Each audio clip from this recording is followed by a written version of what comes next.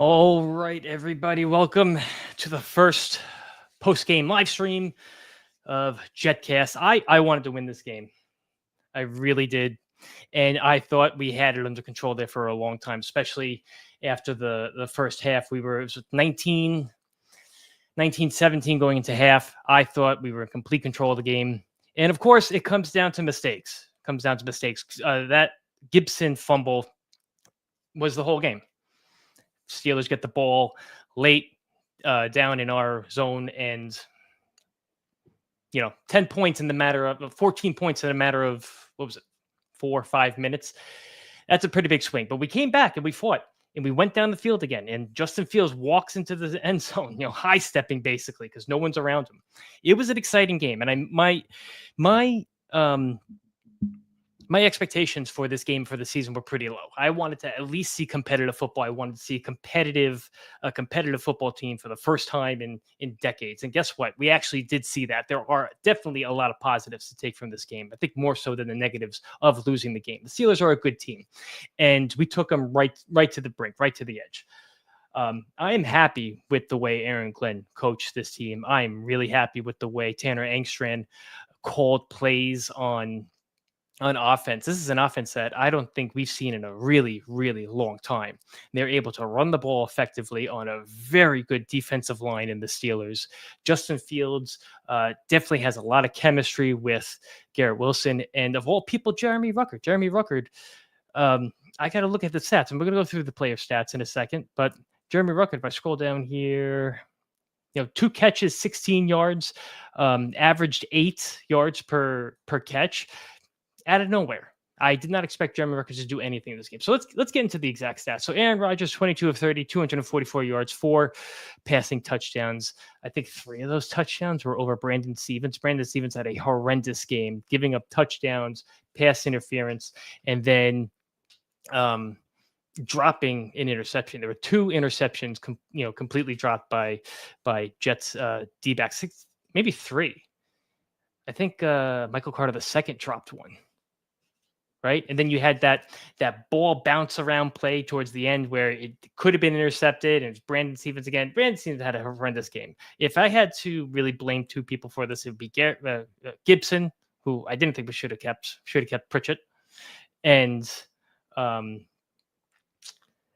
Stevens. Those are the 2 people I kind of point my fingers at. So Jaylen Warren, 11 carries, 37 yards. The Steelers could not run the ball whatsoever. This defensive line, the Jets defensive line, looks really, really, really good. Receiving leader was DK Metcalf for the Steelers, 4 receptions, 83 yards, 20.8 yards per catch.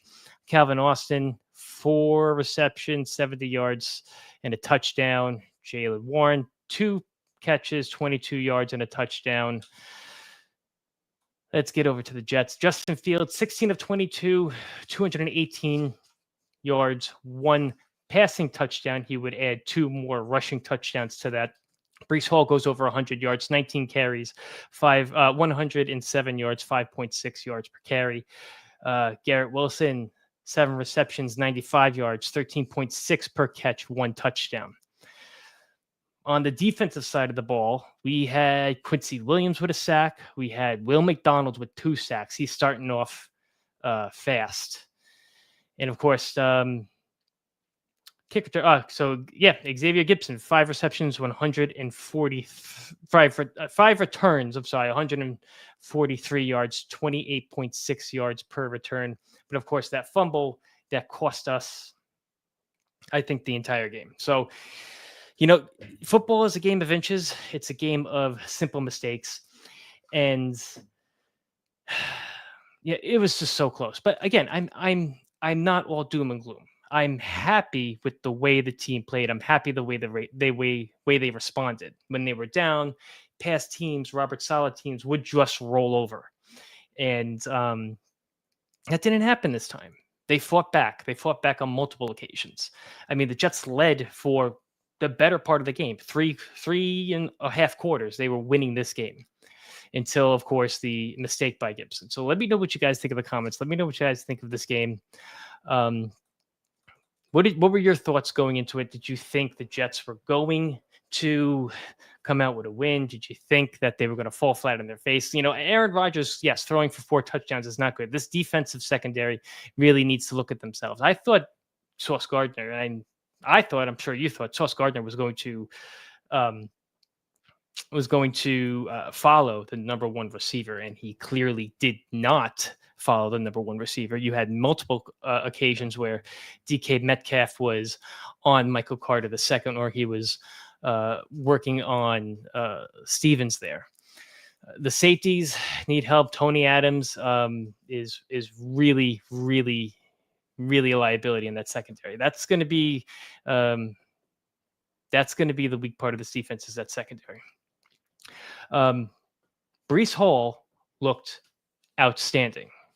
Breece Hall, 107 yards, I said? 107 yards, 19 carries. He looked like he did in his rookie year pre-ACL. And I don't know if that's just him getting his confidence back. I'm not sure if it's more the play design. It's probably a mix of both. Tanner Engstrand with a lot of cutback zone blocking with the offensive line opened up a lot of holes. If you can run the ball effectively in the NFL and play sound defense, you're going to win games. You're going to be at least a 500 team. And I've said that multiple times. And it looks like that's going to be the formula. I did not expect Justin Fields to throw as much as he did. It was supposed to be a rainy game. It was supposed to be like a slushy, moppy a game, but it didn't. It wasn't really. The sun came out. It kind of dried up, and all of a sudden, Justin Fields was throwing the ball more than I expected him to. He has a hell of a lot more mobility than Aaron Rodgers did last year. He was able to get out of a lot of situations and make plays happen with his feet. That last drive, though, I really wish he would have just tucked it and ran and probably gotten that first down instead of trying to throw it to Garrett. He kind of, I think, put Garrett out there on an island a bit, and Ramsey was able to come in and knock that ball loose. It's a learning experience. It's a learning game for this team, this young team, and this new coaching staff. If Aaron Glenn said in the beginning of, not at the beginning of the season, but I said a few days ago, someone asked him, what would you consider a successful season for the Jets? And his answer was a team that the fans could be proud of. And if I'm being honest here, I'm proud at the way that they played. I'm proud at the way that they fought back. This is a team that actually has some nastiness to it in the run game and some nastiness to it in the pass rush and in the run defense.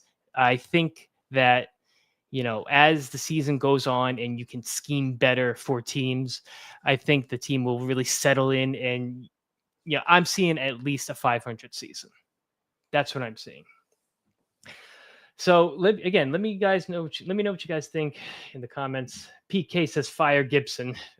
Yeah, he cost us the game.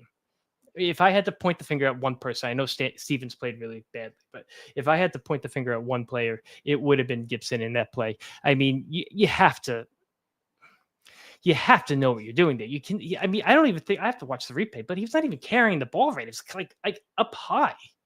It was such a weird, it's the only turnover of the game, and it is the reason why the Jets lost. Again, it was 14-point swing in like 4 minutes, but the Jets came back and they fought back.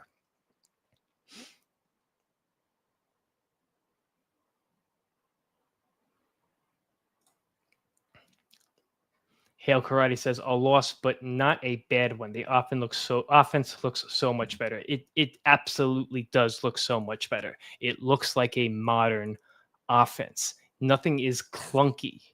Okay. You have some really nice cutback lanes for the running backs. You have some really nice passing concepts down the field, passing concepts. Justin Fields threw some balls in between some defenders and into some windows with something I have never seen him done as a Jets fan. I mean, maybe we've seen that in Chicago, but it's certainly something that I have not seen from a Jets quarterback in a really long time. I love the play calling. I loved the I'm just going to try and bring up some of the post-game comments here by the coach. Let's listen to some.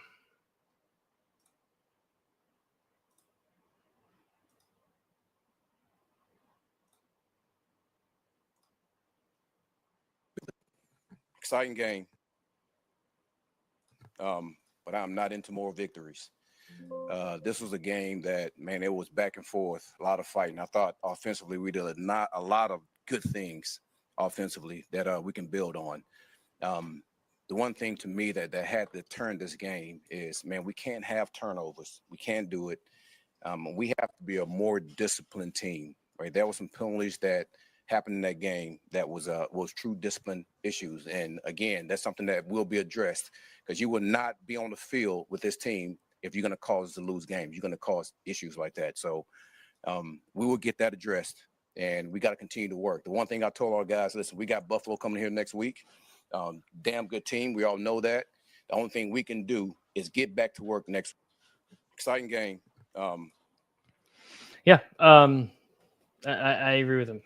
And he has to be able to take players out when they make stupid penalties. Quincy Williams had a terrible penalty on a late hit. You know, you have to take players out if they're going to do that, and you have to, have a backbone. I thought he did an outstanding job. Outstanding. Again, I want to go back and look at the tape and really dissect everything. But just from the naked eye, I thought he did really good. I thought he did an outstanding job. Outstanding. Again, I want to go back and look at the tape and really dissect everything. But just from the naked eye, I thought he did really good. I thought he did an outstanding. Justin Fields did have a very good game. I wasn't expecting that much out of him. I was expecting much more of him, like holding on to the ball, being indecisive. It seems like the Jets certainly had a game plan to get the ball out of his hands quickly when he was passing, and it did work. Justin Fields had a good game. He is not at all the reason why they lost this game. They lost this game because of stupid mistakes on special teams, and they lost this game because, the passing defense was not where it needed to be. Brandon Stevens got cooked multiple times. And let's see if we got a refresh here. Brandon Stevens got cooked multiple times. And we had, I think, like 3 dropped interceptions. We have no choice but to learn. Because of the way that we play, and the way that we want to operate, there's a chance that we're going to be in a lot of those games. And plus, we know this league comes down to that anyway. So, to be able to make plays in games like this here, it's going to be critical for us. But I will say this, there's going to be no confidence loss from these guys. I mean, these guys have been busting their butts for a long time. And again, there's no such thing as more victories in my eyes. All right. But there's some things that we can definitely build on both sides of the ball, even though there's some things we got to fix on defense, but there's some things we can build. We have no choice but to learn.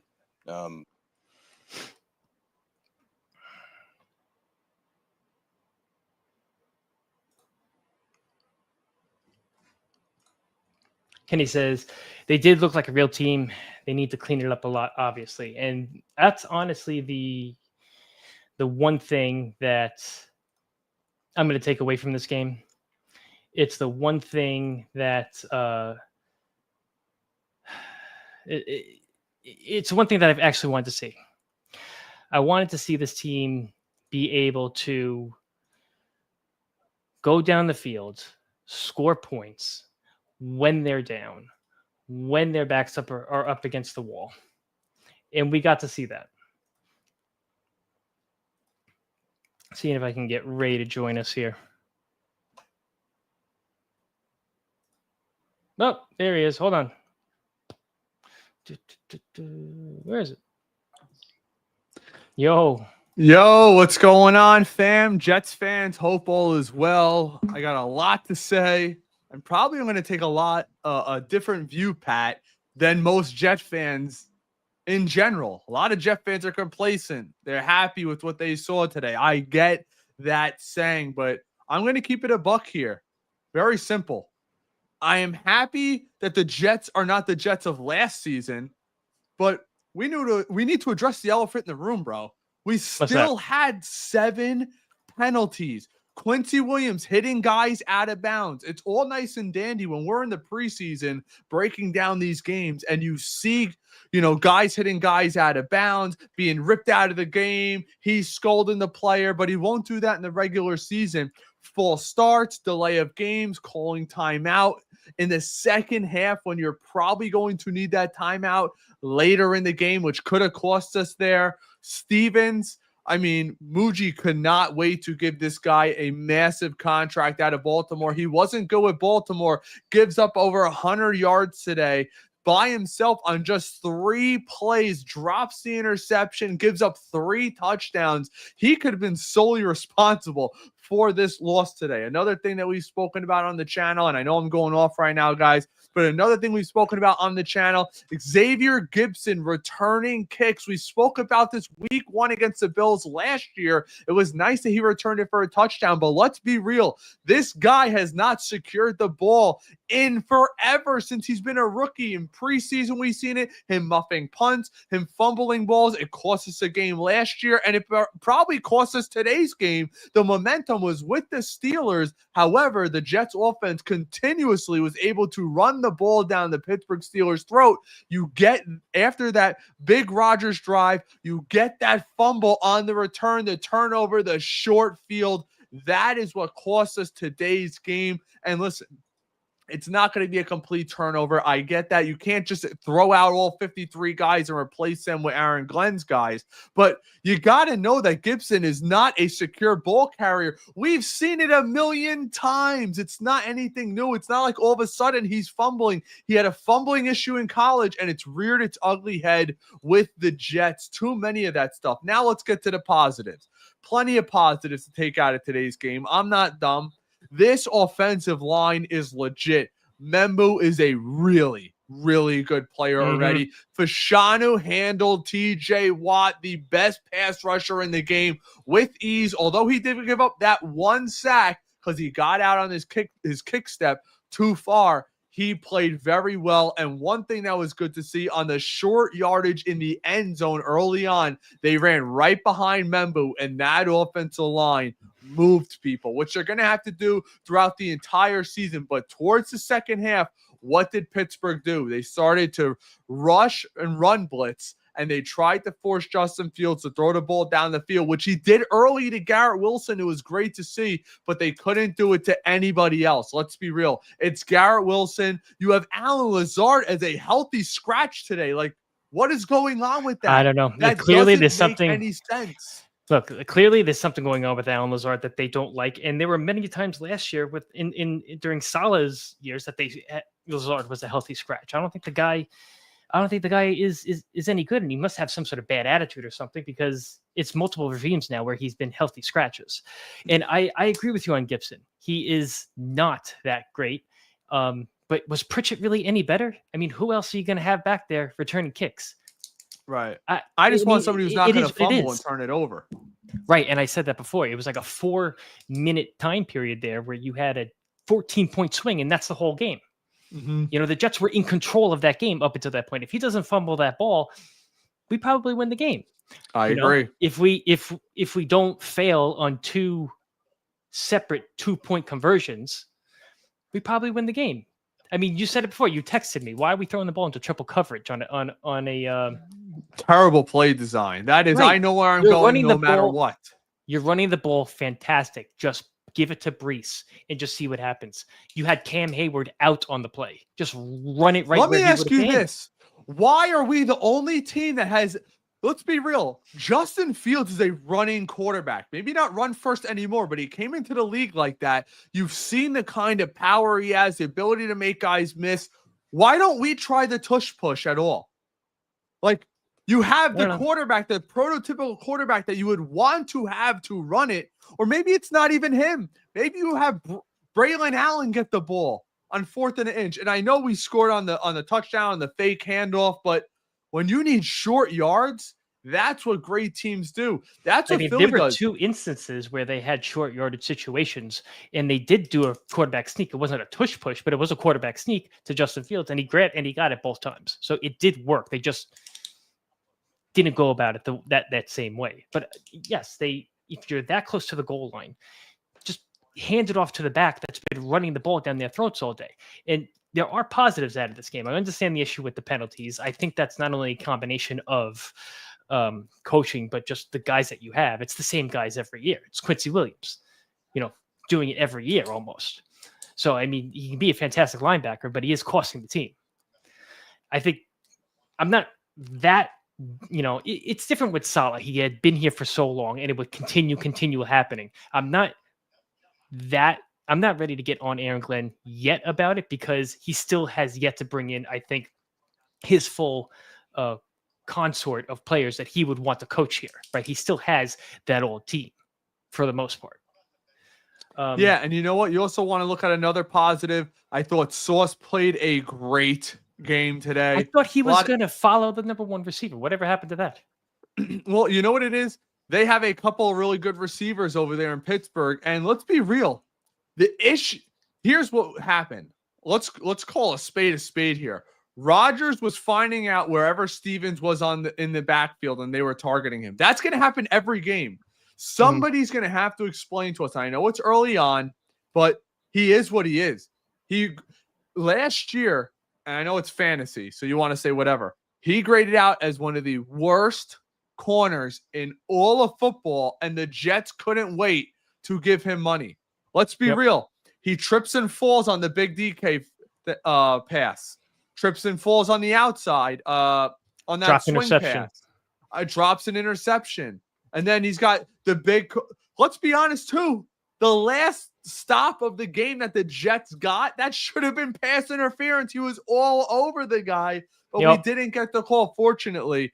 It's something that the Jets needed to address this offseason, and we all know, if we're being honest with ourselves, that's a huge miss. The guy's got a ton of guarantee money. I wish we could be in the meeting room where they were saying, that's the guy. Remember a few years ago when the old regime, you heard, Laken Tomlinson, we got to get this guy. Best guard. They had that one Jets Drive episode. You heard them talking. I would love to know what they were thinking about with him. Because it's not like he was an all-pro like Tomlinson is, but they played him like he's an all-pro. It's a lot left to be desired. But there's no doubt about it. Rodgers was looking for him on defense. The middle of the field was open. But look, the defensive line did exactly what I asked them to do. I said early on, I would like to see Williams get penetration up the middle, get pressure on Rodgers. He gets the immediate sack. McDonald looked pretty damn good. He's got two sacks already. Today. Right. It's the back end. It is the secondary, which is a little strange because you would think Glenn being a former first-round corner, a great player, the secondary would probably be a strength of this team, which Gardner obviously is. But let's address something else. Tony Adams had a terrible game. And if you guys watch the All-22 like we do, you'll see it. He was lost. When we saw guys running wide open, it's because Tony Adams was on the wrong guy time and time again. Now, you want to say it's a different defensive scheme? Fine. But it's, you've had it all off season.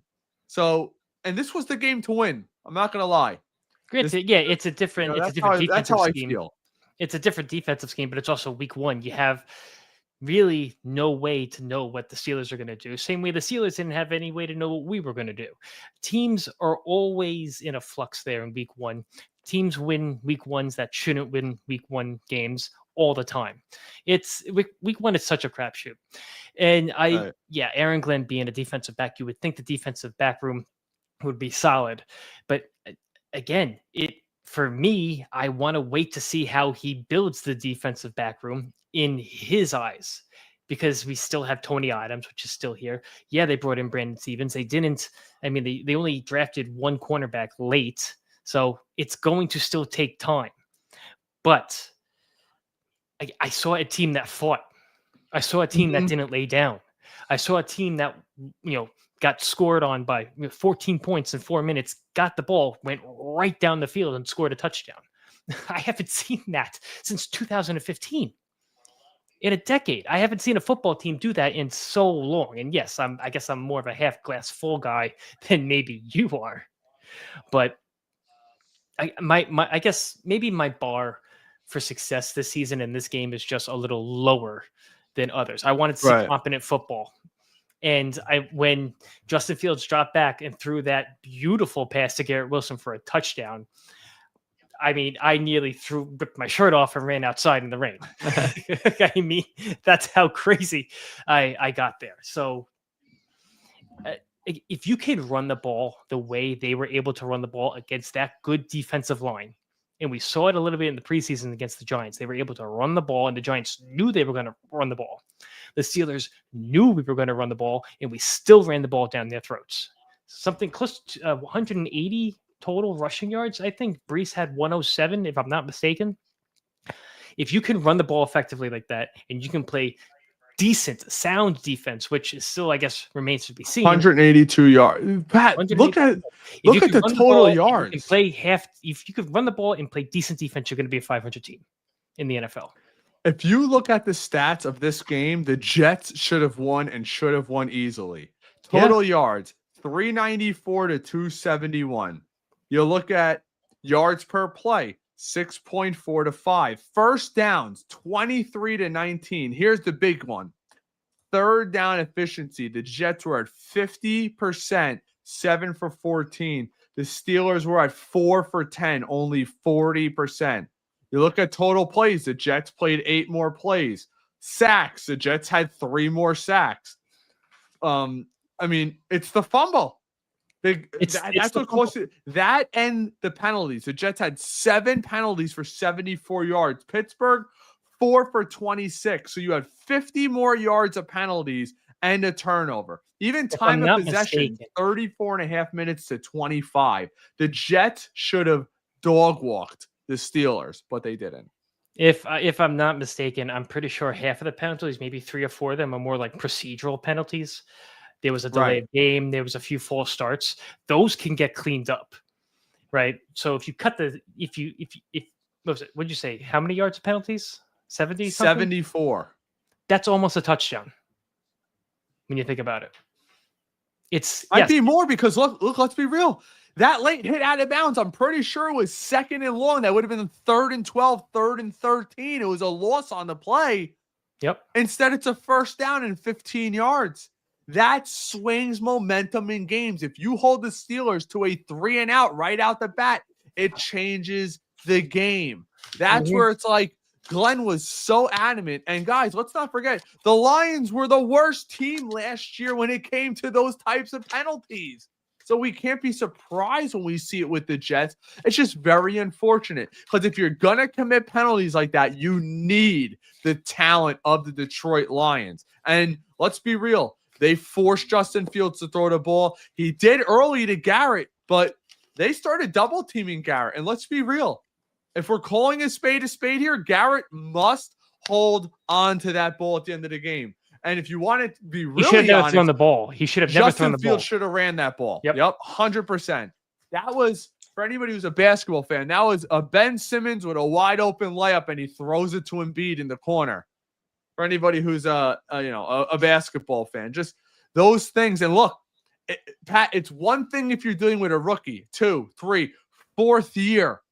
Justin Fields, this is beyond 4 years in the league. Like, that stuff shouldn't happen. This is not a young learning guy. I mean, obviously he's young when it comes to age, but that stuff should have already been taught out of him. He could have easily had the first down. You have the team up, you run it, you spike it. There's 18 seconds on the clock, which gets you 2 plays with your timeout. And all you need to get is, 12 to 15 yards, which is very doable. And clearly there wasn't a ton of wind there. You have a 60-yard field goal made. So if there's not a ton of wind, Nick Folks hit plenty of clutch kicks. You go for it there, but throwing the ball. And one thing you never did, what do they always teach you, Pat? You never throw the ball across your body in the NFL. He does it.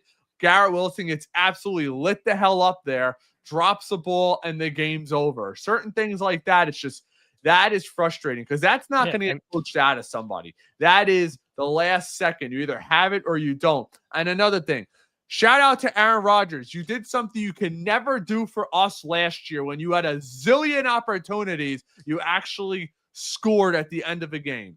But he didn't. Yeah, but it was still a 60-yard field goal. Like, the defense actually stood up and pushed them back a little bit after a stupid Brandon Stevens pass interference and a crazy ping pong play where DK Metcalf drops the ball and then it gets bounced in the air and then he picks the ball up or ends up with the ball in his hands again.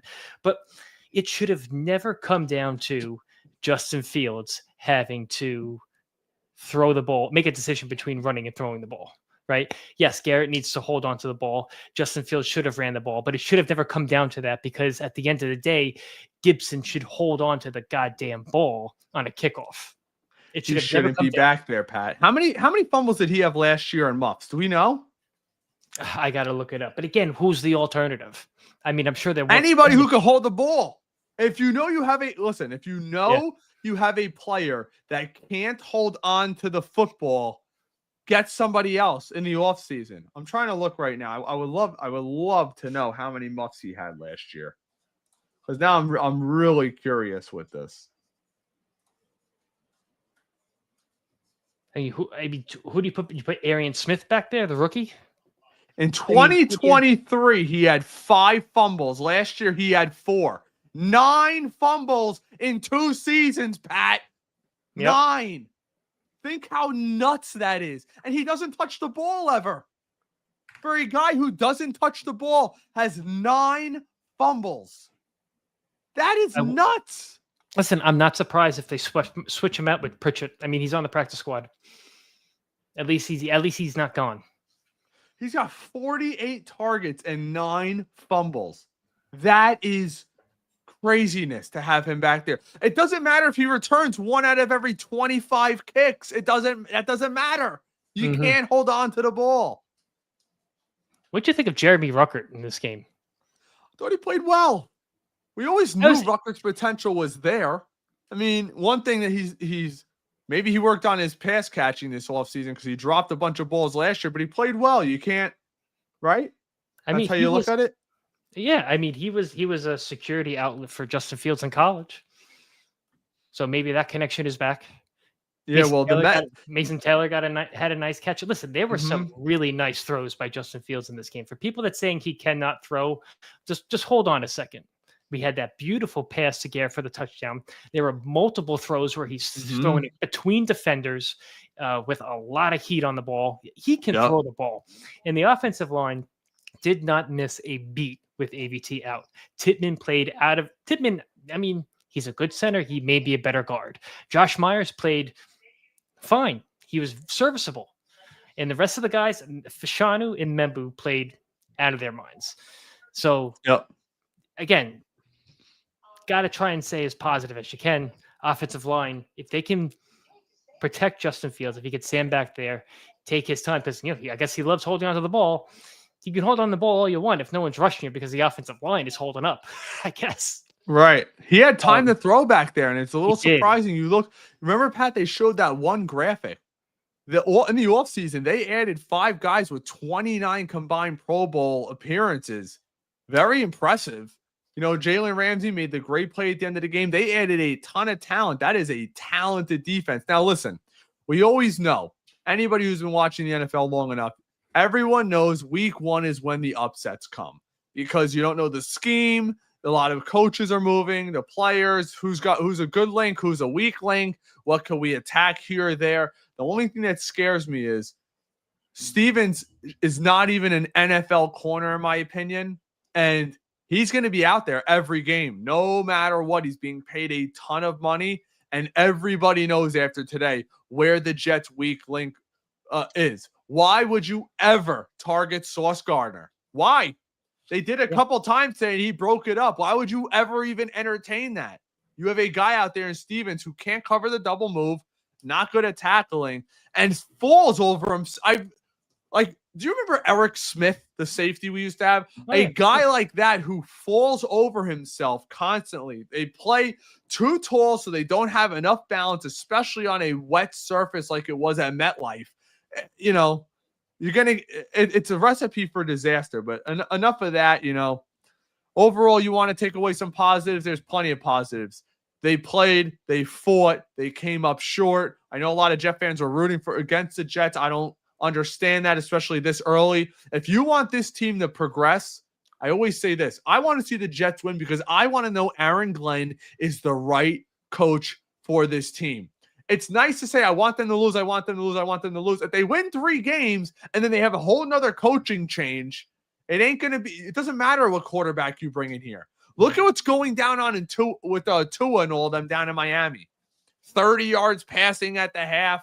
interceptions all over the place. Remember, they wanted to suck so badly. Tua was the absolute number one pick. He falls to them, and they choose him. And how's that working out? Because they don't have the right coaching staff in place. Tyreek Hill's throwing a fit. He loses his captaincy in the offseason.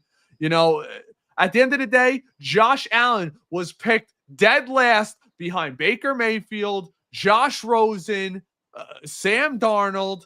It's about the coaching staff and who you have developing. Now, you want to say Engstrand called a great game. Maybe Fields looks better because he's the OC. That's a positive you could take away from this game. Now, whether or not defenses will adjust to that will remain to be seen. But that's the one thing. I want this team to win. I want it to be competitive because I want to know we finally have the right guy running the ship.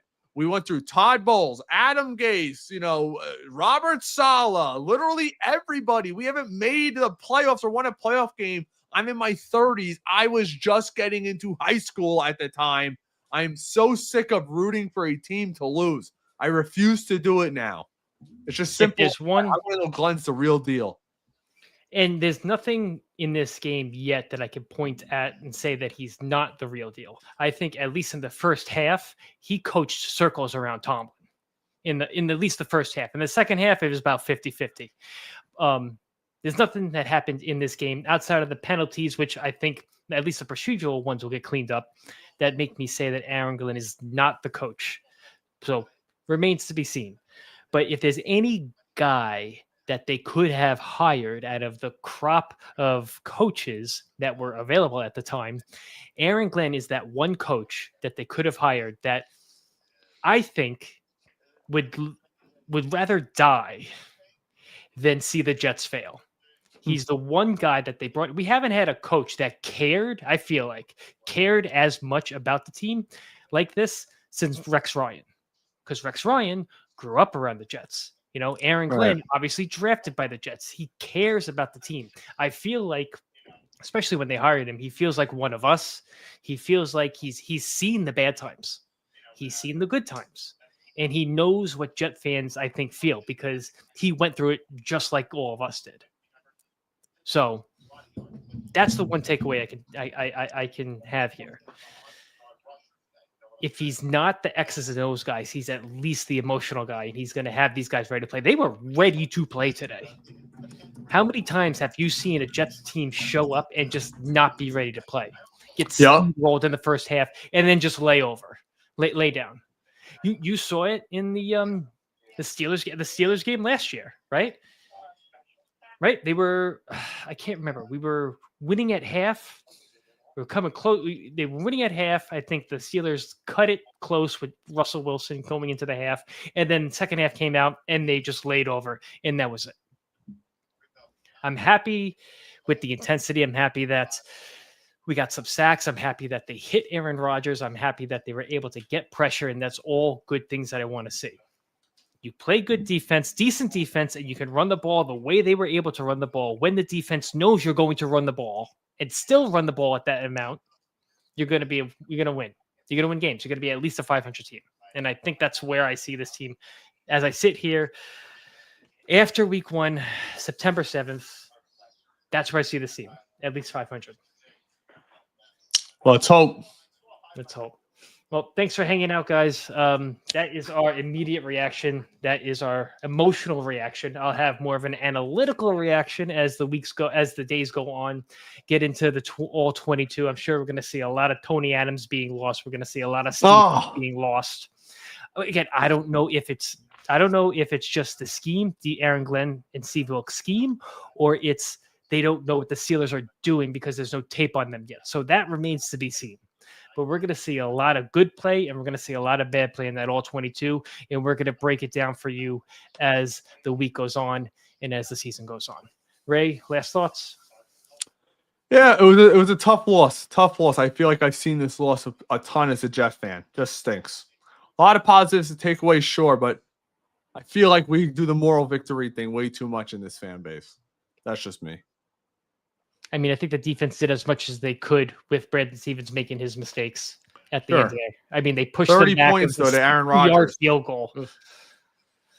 Yeah, I mean, it is what it is. So Yep. we'll see you guys as the week goes on, and let us know in the comments what you thought of the game. Positives, negatives. Are you ready to throw it all down the gutter, or are you happy with the way Aaron Glenn coached it? Let me know. Mhm.